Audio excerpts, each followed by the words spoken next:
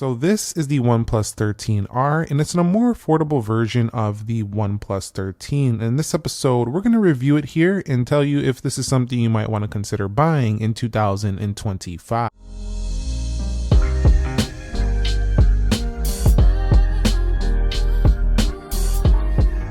So what is up, guys? Nick here, helping you to master your technology, and shout outs to OnePlus for sending this out for review. This is not a sponsor review, but they send this out and said, hey, if you want to take a look at it, go for it. So I'm going to share with you guys my honest take on this phone and what I think about it overall, and if it's something you want to consider buying. So first of all, let's begin with the key specifications that matter. So we'll go down here into settings, we'll scroll down to about device, and you'll see they're listed right in here. We have a Snapdragon 8 Gen 3 processor, which is last year's version, so you're basically getting the OnePlus 12's processor in here. We do have 6,000 milliamp hour battery, so a huge battery, should give you about 2 days of battery depending on how you use it. 12 gigabytes of RAM, and the sole option is 256 gigs. Now we also have a front 16 megapixel camera, rear 50+50, and we have an 8 megapixel as well. In addition, we have a Trinity engine. This is 6.7 inch 8-inch display, so this is near a 6.8 inch panel. And the phone does come with Android 15 and Oxygen OS right out the box. It does support up to 4 years of major updates with 6 years of security patches on this phone. So that's definitely quite nice. Now the phone's going to retail around $599 US, so it's right around in that mid-range, or well, it's more on the top end of the mid-range, it's not on the lower end, but it does give you top end kind of feel here. So it's a solid slab of aluminum. You'll see it's a pretty rectangular looking phone, which is okay, but it's a fully flat phone here. So that's definitely nice, fully flat. There's no edge whatsoever. So for you flat phone fans out there, this is going to be a nice option for you.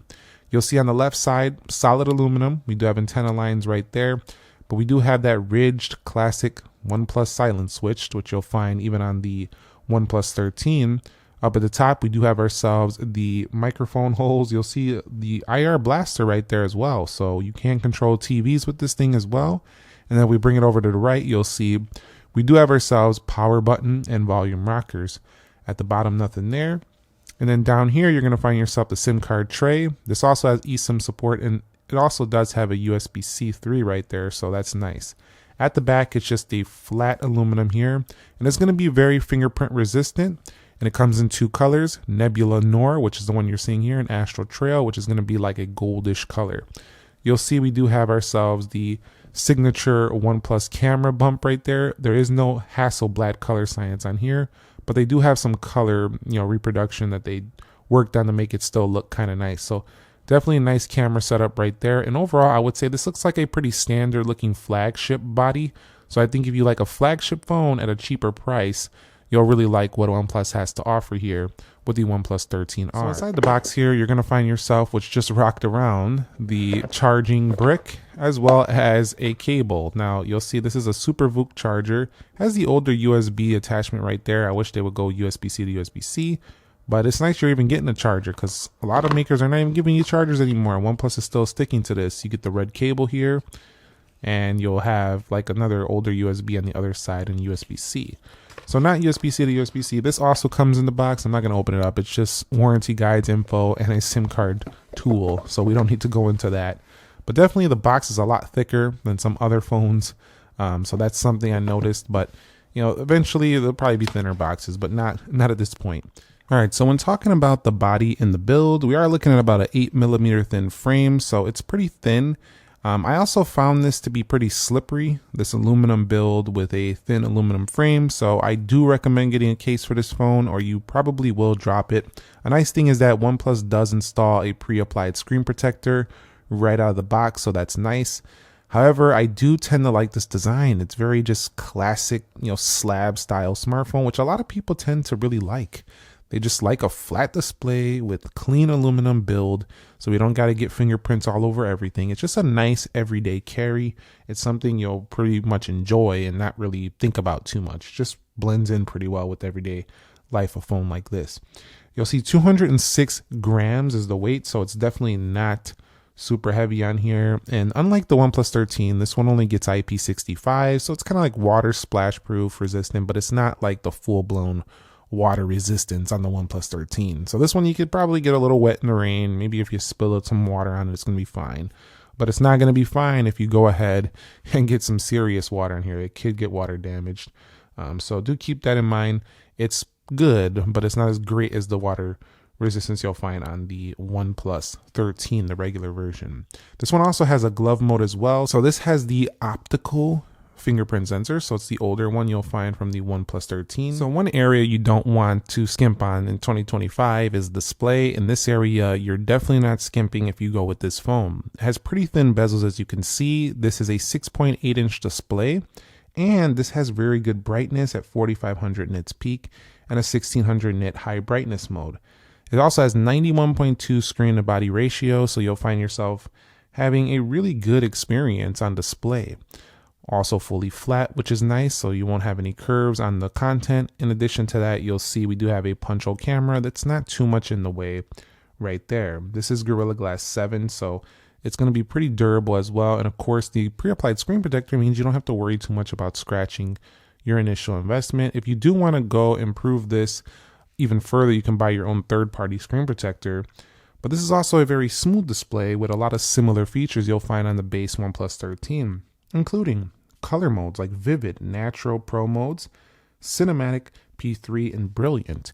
You can also tweak the color science to wherever you want it on the display or color saturation. I think color science is when we talk about cameras. You can tweak the color, gamut and stuff like that, saturation, tones, warm, cold, however you want. So a lot of custom user control. I really do like this. And then if you go to eye comfort, you have eye comfort, sleep. You can customize that. And this phone, just like the OnePlus 13, gets the ultra anti-flicker mode for those of you who are sensitive to PWM. So overall, this display is very good. It's very nice, and I don't think you're going to be disappointed whatsoever. You also do have the full 120 hertz display, so it's smooth across the board. And you don't got to pay $1,000 to get this. You can pay $599 and you get this great smooth 120 hertz panel. So across the board, this is a fantastic phone display. I think it's going to be great, and I think you're going to enjoy it. So when it comes to performance, we might do some speed tests with this phone. Let me know which ones you might want to see, but it's fantastic. There's not really much to say. We've covered the Snapdragon 8 Gen 3 all of 2024. So there's not really much to talk about. There is a gaming engine, and OnePlus in their marketing materials did tell me that, well, it does say that they are looking for getting a lag-free gaming experience. So that's the big deal here. You're not gonna have to worry about any lag when it comes to playing your daily games, including basic games, including even heavier games. That's one of the areas OnePlus talked about in the materials they sent me. Definitely that you could look forward to having pretty lag-free gaming. That's the main thing. And really good heat management. It shouldn't get too warm, so very good with that as well. This is just going to be an all-around boss performer for the day-to-day. And I can't really find anything wrong with the performance. With the Oxygen OS, it kind of reminds me just of the OnePlus 13. And even though it doesn't have the 8 Elite, it's still very fast, just like last year's OnePlus models, which had the 8 Gen 3. This also has a faster CPU than the one found in the OnePlus Open Apex edition, so you can find yourself having a really good value here in CPU. So that's very good. 12 gigs of RAM is still enough for a phone like this. However, 16 is the new standard for flagships. This is a little bit under, so you get a little bit less RAM. If there's any area where you're not getting the best of the best, it's going to be in the cameras. They're still good though, and they still actually look near a flagship level.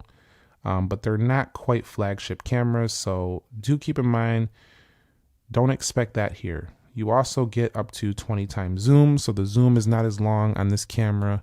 So you're just settling a little bit here on this camera, but not really, because do you actually use all of these like pro features? And if you do, you still have plenty here. Like you have dual record video mode, high resolution modes, long exposure.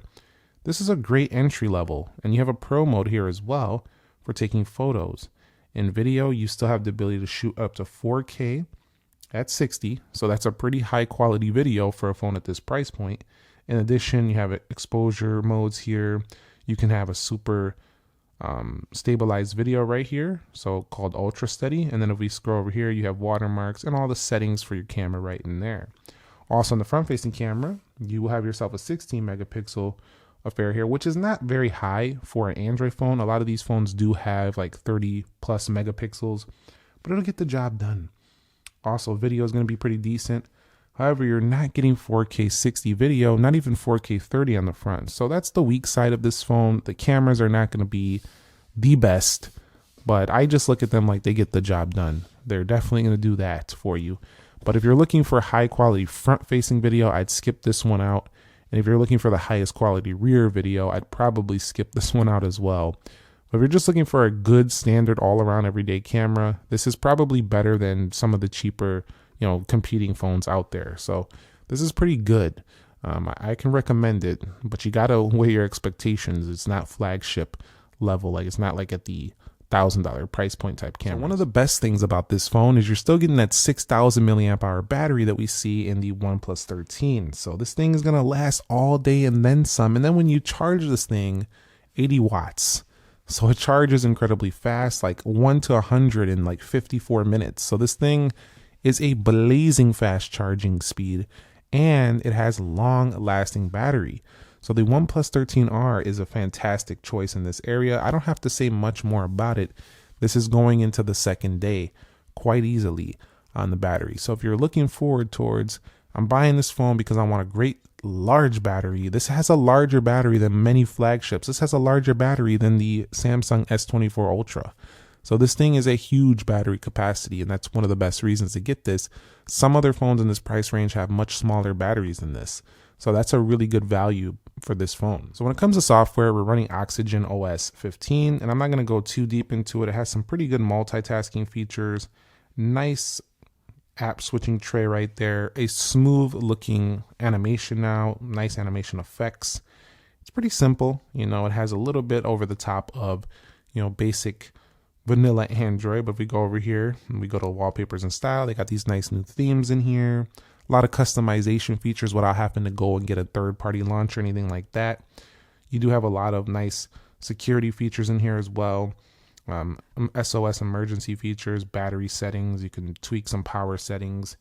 There's a lot going on here. System and updates over here. There's some accessibility features as well. Split view, smart sidebars, gloves mode, screenshots. You can screenshot with 3 fingers like that.